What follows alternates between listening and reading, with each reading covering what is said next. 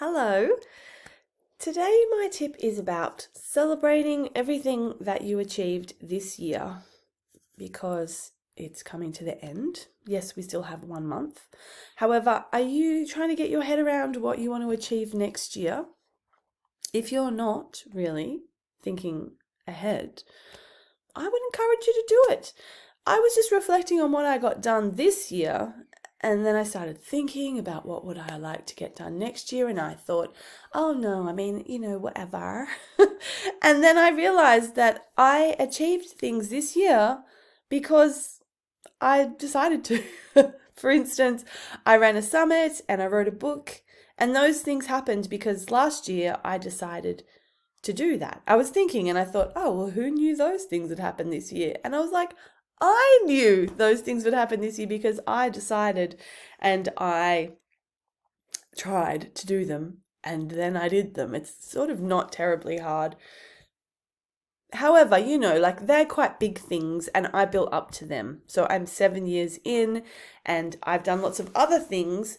So I've done lots of tech stuff and I've done lots of content creation and relationship building and lots of other things that mean that a book and a summit were achievable for me for this year. So it's good to choose goals that just stretch your comfort zone a tiny bit. So you have all these skills already. So just choose something on the edge of your comfort zone that will expand your comfort zone a little. Like, don't be like, oh, I've never done anything in business before at all, and like leap out here and try and do something really difficult, because you'll probably get emotionally dysregulated and then scumble back to comfort zone and just not want to leave it at all. So it is really important to just extend your comfort zone gradually, so that you can not trigger any trauma response or dysregulation. And this is kind of a two-prong tip, because I am just going to show you how I use my Asana to plan out my year. Let's have a look. I also have a spreadsheet, but not everybody loves spreadsheets. I have a spreadsheet that's got, I'm like blocked in all my holidays for next year, or some of my launches, and so that's one way of doing it. And then I really like to use Asana. This is, say, my one from this year, and I have like some key links here. This is a board view because I really don't like the list view. So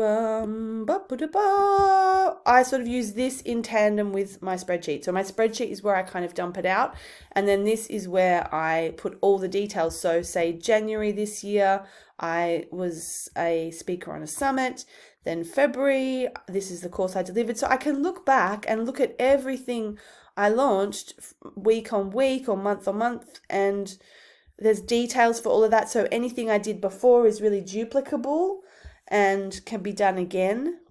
So all I did was just click on these three dots and duplicate my project, and then I started my current projects for next year. I mean, there's a bit of deleting to do, but I'll probably leave some of those things. And then I've started mapping out what I want to do next year. So I've got January would be this one, and then I'll put anything I need to in here. Like I'll put like participants, I'll put all my notes, and this is also where I store all my links.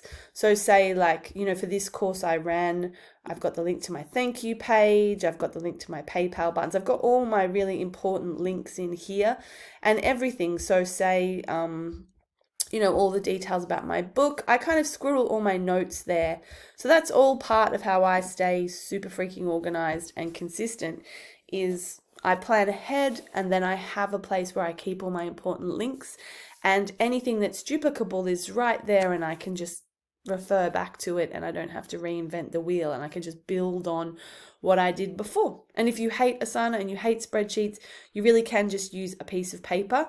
I just find notebooks, I don't know about you, I have about 20 million of them, and I start with these strong intentions, like this one's going to be just for gratitude practice. But then I take that somewhere, I'm like, oh, but I've got all these great business ideas. And then okay, it'll just be the gratitude practice and business ideas journal. And then I'm like, oh, I'll put some content ideas in there. And then it's a big jumble. I can't find anything. Plus then I accidentally leave that notebook at my girlfriend's house. In the meantime, I have a heap of new ideas to start a new journal. I mean, is this you as well, or is it just me? So I like having a little bit of tech support, especially things like Asana or Google Docs, which I can access it on this computer, I can access it on my tablet or my phone. So if I have an idea while I'm out and about, I just quickly drop it into Asana and then like get it out of my head. And if I happen to be on holiday somewhere away from my computer, I can still access it because it's accessible on an internet browser. So I hope this was helpful. I hope you have a great Wednesday. And if you've watched this far, awesome. I love you. I'll see you soon.